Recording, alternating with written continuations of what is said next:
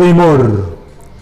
Ketika saya berkunjung ke perpustakaan Islamic Research Academy di Leicester, Inggris, fotokopi di situ mendadak macet dan tidak ada yang nampak bisa memperbaiki.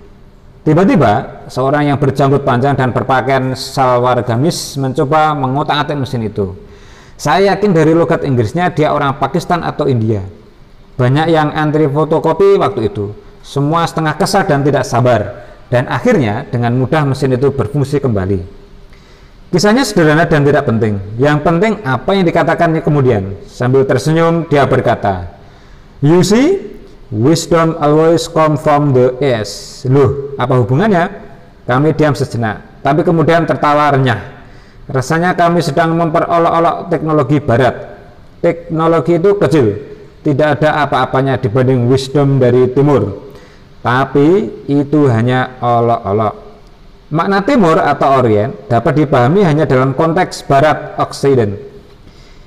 Ini bukan klasifikasi geografis dan nama dua mata angin. Tidak jelas siapa yang memulai mengolok-olok, kamu orang timur, kamu orang barat. Yang pasti, orientalisme mendahului oksidentalisme. Kini siapa yang disebut orang timur dan orang barat sudah jelas. Timur, kata Edward Said, adalah masyarakat dan bahkan spirit yang menakutkan barat. Bahasa Edward nampak agak kasar, tapi gambaran yang tepat untuk fenomena perseteruan timur dan barat bahkan seperti dua kutub yang mustahil bertemu. Saya lalu teringat dengan Iqbal yang memberanikan diri menghubungkan kutub itu dengan pesan-pesannya. Dia sadar tidak banyak yang berani menyampaikan pesan kepada barat. Ia menulis, "Saya tahu di kegelapan timur tidak ada cahaya tangan Musa atau Fir'aun."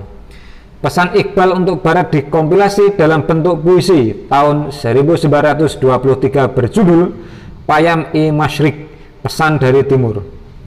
Pesan ini disampaikan sebagai jawaban atas ratapan Goethe seabad sebelumnya. Goethe menulis buku Westlicher Divan yang meratapi mengapa pandangan manusia barat menjadi sangat materialistis. Ia berharap timur dapat membawa misi yang menjanjikan nilai-nilai spiritual. Iqbal menjawab, moralitas dan agama itu penting bagi peradaban, Bung. Hidup ini tidak akan pernah meningkat tanpa memahami makna spiritualitas. Ratapan Goethe dan pesan Iqbal masih tetap relevan hingga kini. Nyatanya, para pendeta Kristen di barat masih terus menyesali. Spirituality has gone to the east. Barat memang materialistis, individualistis, dan mematikan rasa belas kasih dan persaudaraan antar manusia, kata Iqbal. Maka ia kemudian berpesan, "Wahai penghuni negeri-negeri barat, alam milik Tuhan ini bukan toko. Yang kau anggap barang berharga akan terbukti bernilai rendah. Peradaban Anda akan bunuh diri dengan pisau Anda sendiri. Sarang yang dibangun di atas dahan yang rapuh tidak bertahan lama." Bait terakhir itu ia ulangi lagi dalam Bang Idara, peradaban yang hanya berdasarkan kapitalisme tidak akan berumur panjang. Pasalnya tentu karena kekurangan asas moralnya dan lack of wisdom. Sejalan dengan kegelisahan Goethe, pesan Iqbal dialihkan ke Karl Marx. Iqbal kagum pada gagasan ekonomi Marx. Karena terlalu kagum, ia menyebut Marx sebagai nabi tanpa wahyu. Orang seperti Marx boleh jadi hatinya beriman tapi otaknya kafir. Karena itu, pesan Iqbal, baiknya Marx kembali kepada agama dan nilai-nilai spiritual. Pesan itu secara puitis dituangkan dalam Javid Namah. Orang barat kehilangan visi tentang surga, mereka berburu mencari spirit murni dari perut. Iqbal pun berpesan kepada Nietzsche. Nietzsche adalah pemikir cengeng yang merintih bagai orang tua dan menangis cengeng seperti anak kecil. Ketika pikirannya bunduk, ia menangis. "Where is man? Siapa yang bisa saya orangkan? Aku perlu guru, master," katanya. Master yang bisa membimbing jiwa.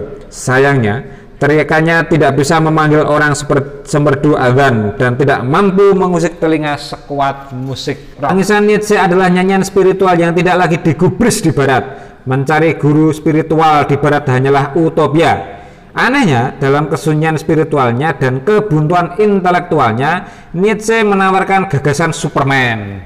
Iqbal pun segera tahu gagasan itu pinjaman dari literatur Islam atau Timur. Sayangnya baju Superman itu tidak berlabar es baca spiritualisme, Tapi M baca materialisme. Superman ciptaannya hanyalah makhluk biologis yang tanpa moral dan spiritual. Nietzsche hanya membuang tenaga dan waktu saja, kata Iqbal. Gagasan Superman tanpa melibatkan realitas Hudi atau Tuhan adalah omong kosong. Pancaran sinar matanya hanya dapat menembus dimensi fisik, konsepnya hanya setingkat kemanusiaan atau nasut. Masih ada 2 tingkat lagi yang belum dilalui, realisasi diri dalam konteks sosial dan kesadaran ketuhanan lahud. Iqbal pun gregetan. Kalau orang barat itu maksudnya Nietzsche masih hidup hari ini, tentu aku akan menjelaskan tingkat kesadaran ketuhanan ini. Mestinya Superman diganti dengan insan kamil, kombinasi dari kesadaran ketuhanan, lahud, dan kemanusiaan nasut. Masih soal manusia, Iqbal juga berpesan kepada kaum feminis. Gerakan wanita modern ini, kata Iqbal, memisahkan wanita dari tanggung jawab biologisnya.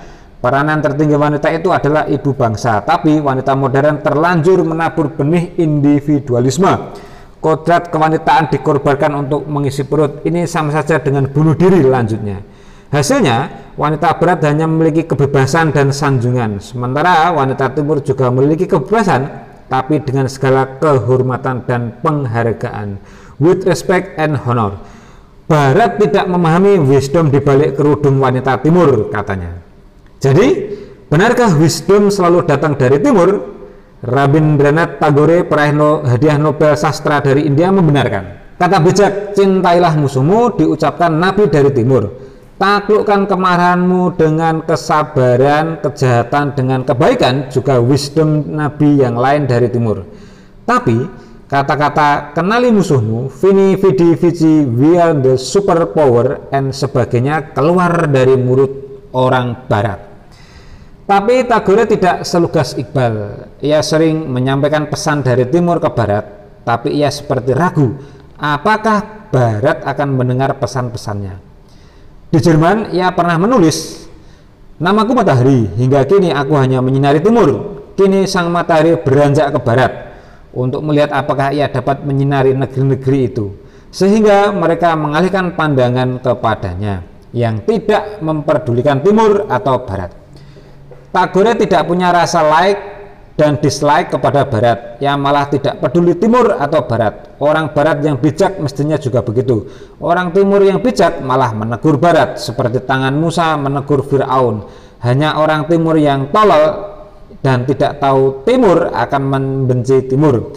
Persis seperti kata Guy Eaton dalam King of Castle, the core of all stupidity is lack of the self-knowledge. Goethe and Tagore sama bijaknya. Tagore tidak peduli timur atau barat. Goethe menganggap timur dan barat sama-sama milik Tuhan. Ia menulis, God is their Orient, God is their Occident. Tuhan adalah pemilik timur, Tuhan adalah pemilik barat. Luar biasa. Orang mungkin terperangah dengan diktum Goethe ini, tapi A. Dasgupta, penulis buku Goethe and Tagore, segera tahu ternyata Goethe diam-diam memplagiat ayat Al-Quran, wa ilaihi al-masyriq wal maghrib. Hanya saja pada bait selanjutnya Goethe menambahi, the northland and the southern land rest in the quiet of his hand. Masalahnya, barat itu milik Tuhan, tapi barat sendiri tidak memiliki Tuhan. Jadi, benarkah wisdom selalu datang dari timur? Benar. Kalau setuju bahwa timur syarq adalah tempat terbit dan barat adalah tempat tenggelam, gharb. Faktanya semua agama terbit dari timur, tetapi ketika dibaratkan seperti Kristen, ia justru tenggelam. Mungkin pengakuan Hakim Agung Amerika Serikat tahun 70-an William O. Douglas seperti membenarkan kata orang berjanggut di Leicester itu. One great contribution of the East to the West is charity or love as epitomized by Muhammad. Itulah hikmah atau wisdom itu. Dr. Hamid Fahmi Zarkasi.